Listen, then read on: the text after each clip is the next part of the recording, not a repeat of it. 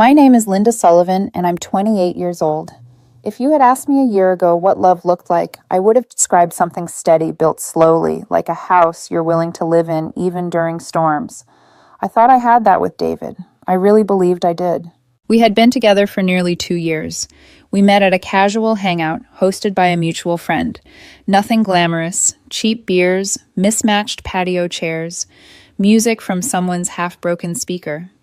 He was bright, magnetic, the type of man who entered a room and stirred the air around him. He teased everyone, made them laugh, charmed them within minutes. And somehow he chose me. Looking back now, I can see how that felt flattering in all the wrong ways. In the beginning, he said I grounded him. I thought it was a compliment.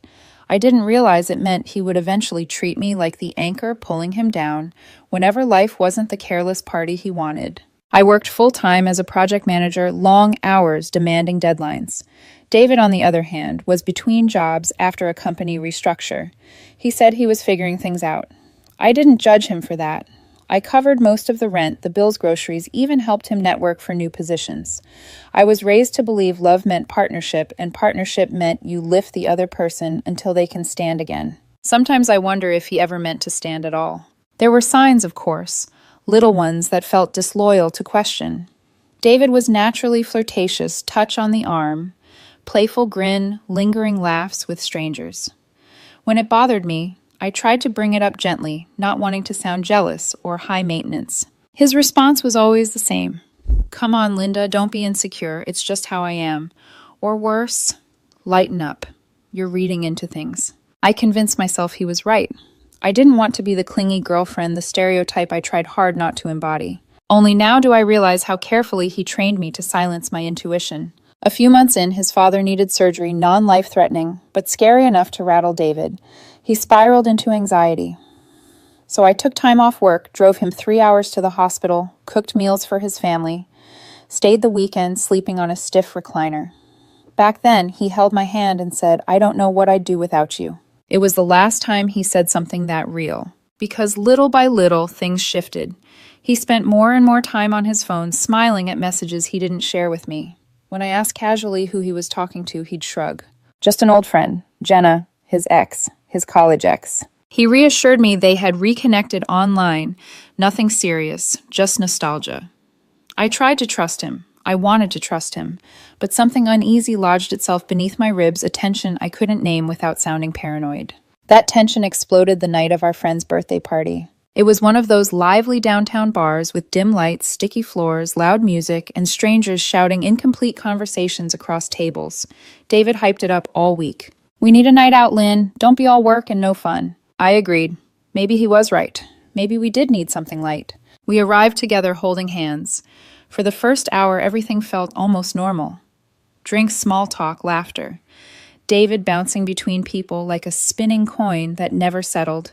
I watched him fond and a little tired, wondering how someone could be so carefree, while I measured every word I spoke. Then I saw her, Jenna.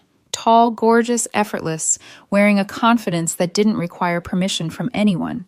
David's face lit up instantly. Oh, Jenna's here, crazy coincidence. He waved her over with the kind of excitement he hadn't shown for me in weeks. She laughed, hugged him, and suddenly I wasn't standing beside my boyfriend anymore. I was standing beside history. History with inside jokes. History with muscle memory. History with emotional shortcuts I could never compete with. They talked. Close. Too close. He leaned in. She leaned back. He touched her arm. She touched his chest. I stood with my half-empty drink, trying to swallow a pit that kept expanding. My stomach twisted not in anger, but in that quiet, sickening way heartbreak begins, not as a sharp stab, but as a slow unraveling. At one point, they drifted onto the dance floor together. A slow song, no. A loud, thumping track with heavy bass, but their bodies met soft, familiar. They danced like two people who remembered exactly how the other moved. And I stood there invisible. Eventually, I stepped out to the patio, needing air that didn't taste like humiliation. Minutes later, David followed, annoyed as if I had abandoned him. What's going on? I asked quietly. You're all over Jenna. It feels wrong. He rolled his eyes so hard it felt rehearsed. Oh my God, Linda, if you're going to act jealous, just stay home. It's a party. I'm having fun. Fun, I repeated. You're dancing with your ex like I'm not even here. He crossed his arms with that condescending smirk, the one he always used when he wanted to win, not understand. Jenna gets me. You're always so serious. You're uptight. You overthink everything. That one cut deeper than I let him see. I'm not overthinking, I said softly. I'm telling you how I feel. Then feel something else, he snapped. Honestly, Lynn, if you're going to act like this, maybe you should go home. For a moment, we just stared at each other, the patio lights flickering between us. The muffled music pounding like a heartbeat I no longer wanted to share. He turned and walked back inside, straight to Jenna, who welcomed him like he belonged to her. I stayed outside longer than I should have, breathing, trying to convince myself I wasn't losing something worth fighting for. Eventually, I ordered a ride home, texted him, heading out. Enjoy your night. He didn't respond. The apartment was silent when I got there. I sat on the couch, still in my shoes, still in makeup. I didn't have the energy to wipe off. Hours passed. My phone stayed dark. The next morning, a friend texted me, "Hey, are you okay?" David left with Jenna last night. I wasn't okay, but something inside me had finally stopped pretending. As the sun rose through the blinds, an unfamiliar clarity settled over me, cold, steady, and quiet. David had crossed a line, and I wasn't stepping over it with him. When David finally came home the next morning, the front door creaked open like it was afraid of waking me. I was already awake, sitting at the kitchen counter with a mug of coffee that had long gone cold.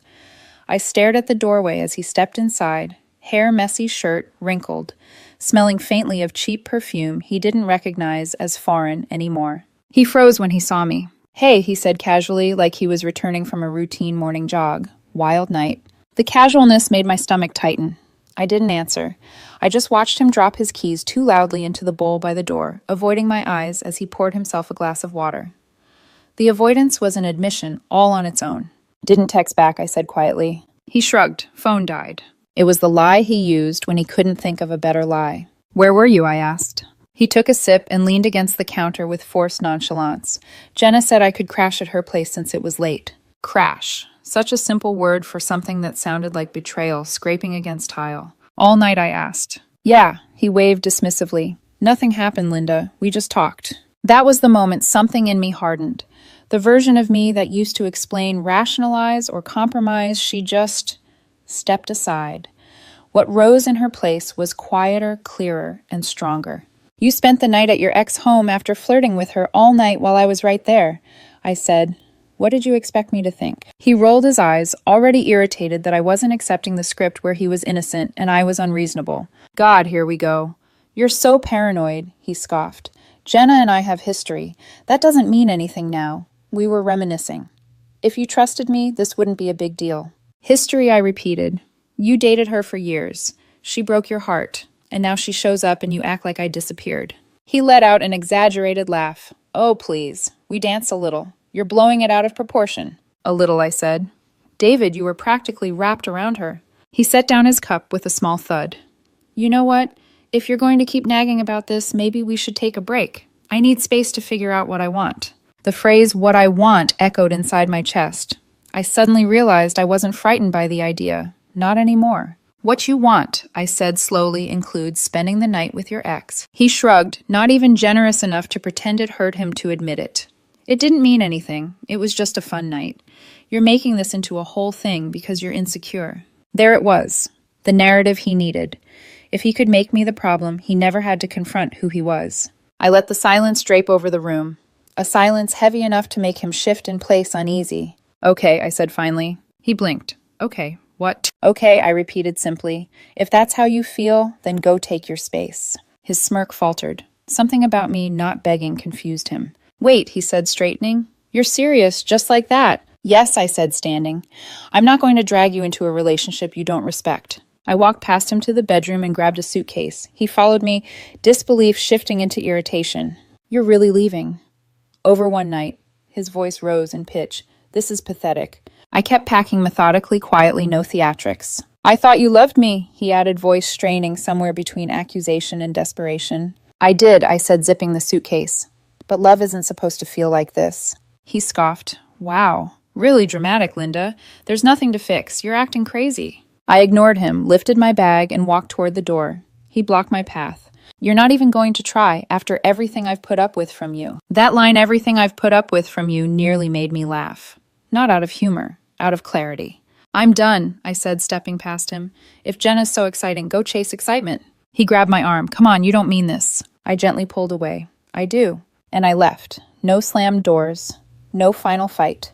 Just a quiet exit from a place I no longer recognized as home. I spent the night at my friend Maya's place. She made tea I didn't drink and let me sit in silence. I wasn't crying. I wasn't shaking. I wasn't lost. I was empty, but not the kind of empty that comes from loss. The kind that comes from release. Over the next few days, I moved out fully, signed a short-term lease, focused on work. My mind felt clearer with each sunrise. Then the whispers began. Mutual friends texted me. Hey, heard about David.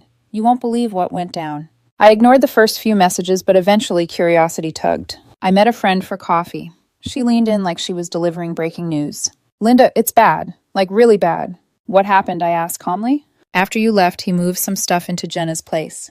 She paused. But Jenna had a boyfriend. My stomach didn't twist. It didn't even budge. She continued, lowering her voice. Her boyfriend confronted both of them at a bar. Huge fight. Turns out David was just a rebound. She never wanted anything real. And now I asked. He quit his part-time job thinking she'd take care of him. She didn't. He's crashing on couches. And, she exhaled, everyone knows what he did to you. People are calling him out. He's losing friends. I nodded. No gloating. No satisfaction. Just a calm acknowledgement that sometimes life sets itself right without your help.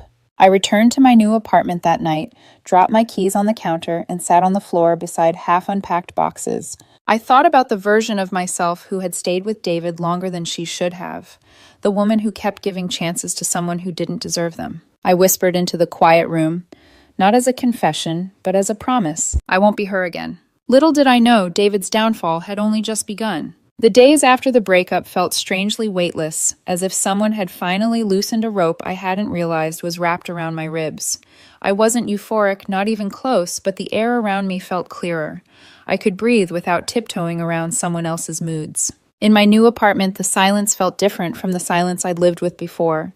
That old silence was suffocating, filled with all the things I wanted to say, but never did all the things David didn't say, but used against me later. This silence, it was possibility. It was peace. I built a routine that felt like mine for the first time in years. I started going to the gym after work, not to look good or meet some expectation, but because my body needed somewhere to put the stress that had been clogging my bones. I cooked for myself without worrying whether David would complain about the smell of garlic. I left dishes in the sink for a night without being accused of letting things slide. My life wasn't glamorous or dramatic. It was steady, and steady felt like freedom. Meanwhile, David's unraveling was impossible to ignore, not because I paid attention, but because people kept bringing it to me uninvited. I didn't seek updates. They found me anyway, like storm warnings you overhear on the radio, even when you try to tune out. A coworker mentioned seeing him at a bar on a Tuesday night, looking disheveled, ranting to anyone who would listen. Another friend texted screenshots David posting vague quotes online, like, "People always betray you when you're down, and real love forgives everything." I didn't reply. I didn't react. If anything, I felt a quiet pity that surprised me. But pity is not love, and it is certainly not an invitation back. The first direct attempt came 10 days after I left. A text from an unknown number. "Hey, Linda. It's me. Can we talk? I miss you." I stared at the message for a long moment. There was a time when those words would have cracked me open. Now they barely scratched the surface. I deleted it. 2 days later, another message from a different number. "Please, I'm sorry. It was all a stupid mistake. Jenna meant nothing." Then a call. Then a voicemail. I didn't expect his voice to shake me, but hearing it again tugged at old wounds I refused to reopen. "Lynn, please pick up. I know I messed up. I don't know what I'm doing. I want to make things right. Just talk to me."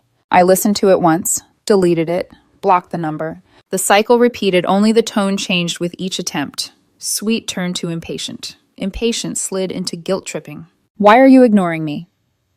"This is childish. We had something real. You owe me a conversation. You're punishing me now. That's cruel." Cruel. If only he understood the cruelty of watching someone you love walk straight into the arms of the person who once broke them while you stood 3 feet away. When my phone grew quiet for a few days, I thought he'd finally accepted it. I was wrong. The next wave didn't come from him, it came from the people who used to orbit his life. First, his best friend Caleb messaged me. "David's a wreck. He regrets everything. Just give him 5 minutes. I sent a single reply, no. Then came the pressure disguised as kindness. His sister Rebecca called me. We weren't close, but she'd always been polite. Linda, he's falling apart, she said. He hasn't eaten in days. You know how fragile he gets. I leaned back on my couch, staring at the ceiling, letting her words wash over me, like hollow echoes of a script I'd heard too many times. Rebecca, I said calmly, David's emotions are not my responsibility anymore. A beat of silence, then she snapped. You're heartless. He supported you too, you know. Supported me. With what? His presence, his criticism, his chaos.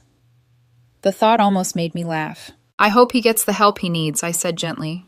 But it won't be from me. She hung up angrily. Then came the final blow, an email from David's mother, long and dripping with guilt. As a woman, you should understand loyalty. David made mistakes, but he needs a stable influence like you. Come to dinner. We can fix this as a family. Fix. As if I were an appliance.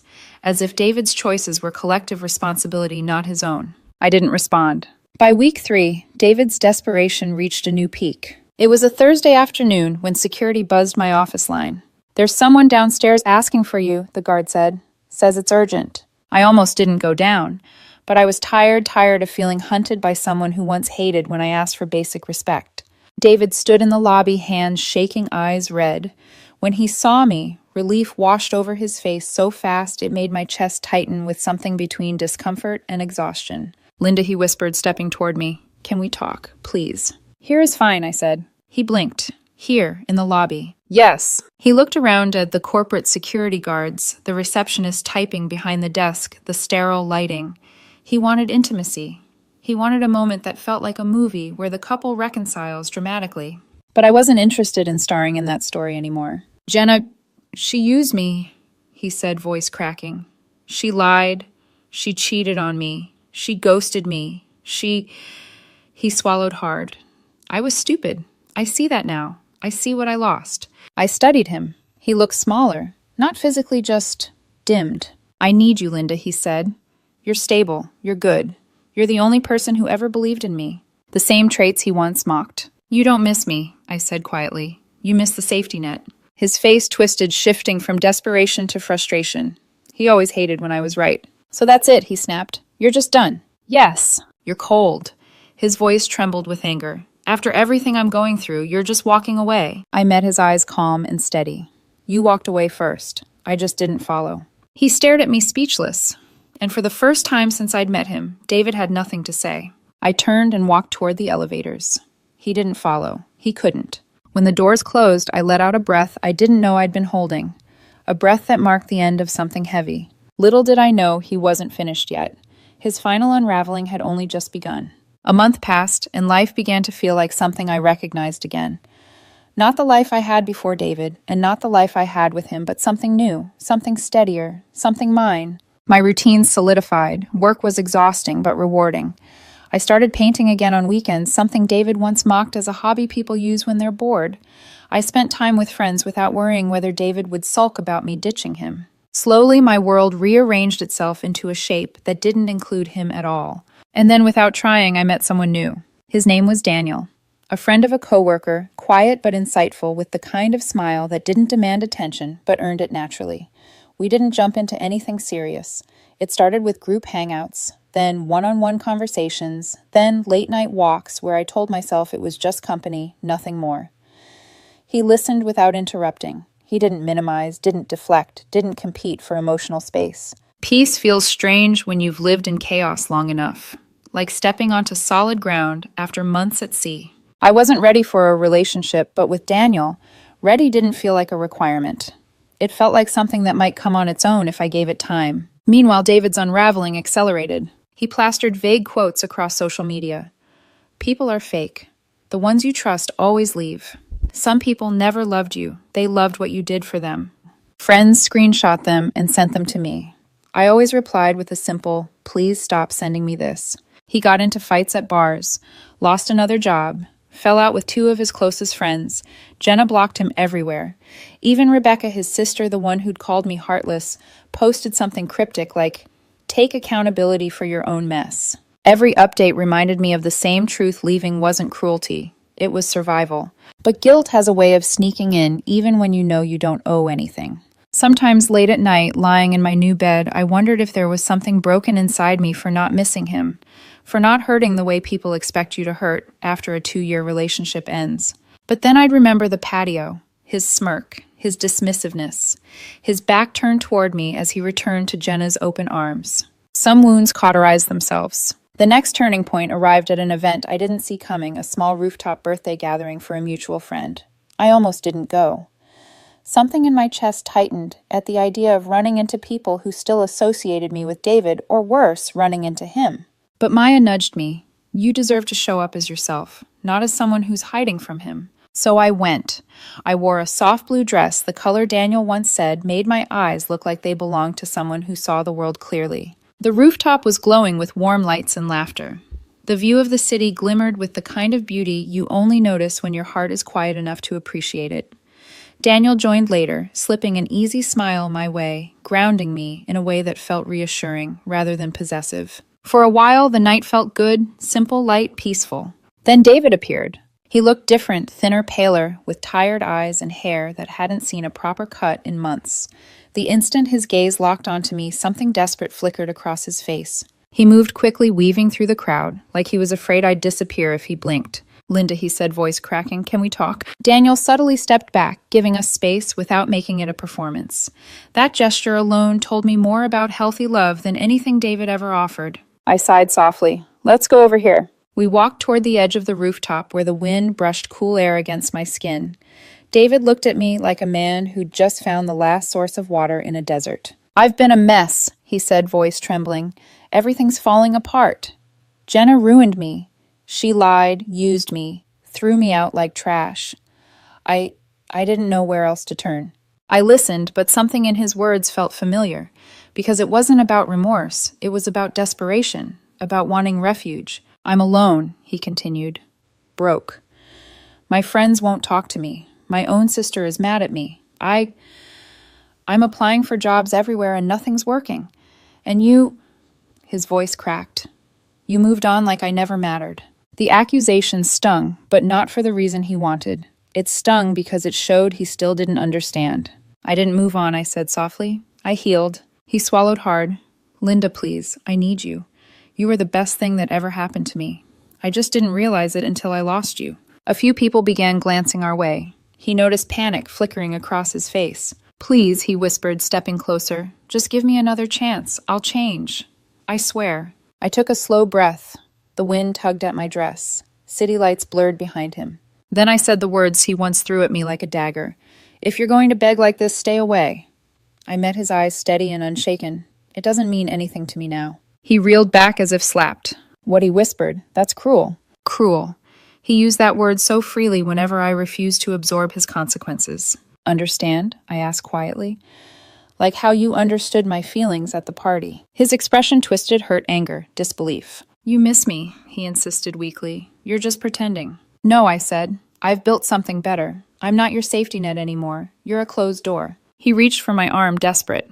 I stepped back, not harshly, just firmly. I'm done, David. Just then, Daniel approached from a respectful distance, but close enough to make it clear I wasn't standing alone anymore. David saw the contrast between them, and something in him crumbled, truly crumbled. You'll end up alone, he shouted suddenly, voice cracking as heads turned. No one will put up with you the way I did. I didn't flinch. He stormed out, humiliated, shoving past people on his way down the stairs. The party resumed in awkward murmurs. Daniel reached my side, touching my arm gently. You okay? He asked. I nodded. For the first time in a long time, the answer felt true. After the rooftop incident, David disappeared from my life with a suddenness that felt almost surreal. No more messages from unknown numbers. No more late-night calls. No more guilt-laced apologies or furious accusations. Silence, real silence, finally settled around me. It was the kind of silence that feels like the closing of a door, not slammed, not forced shut, just carefully, naturally, finished. I didn't ask about him. I didn't stalk his social media. I didn't sit with friends and dissect his every move. Life was too full for that now. But people talk, especially when a drama burns hot and then fizzles out into embers. Updates found their way to me whether I wanted them or not. A friend mentioned seeing him back in his hometown living with his parents again. Another said he'd burned through what little savings he had. Someone else said he was applying to low-paying jobs he never would have considered before. I didn't feel satisfaction. I didn't feel pity either. Just distance. A clean, unglued distance.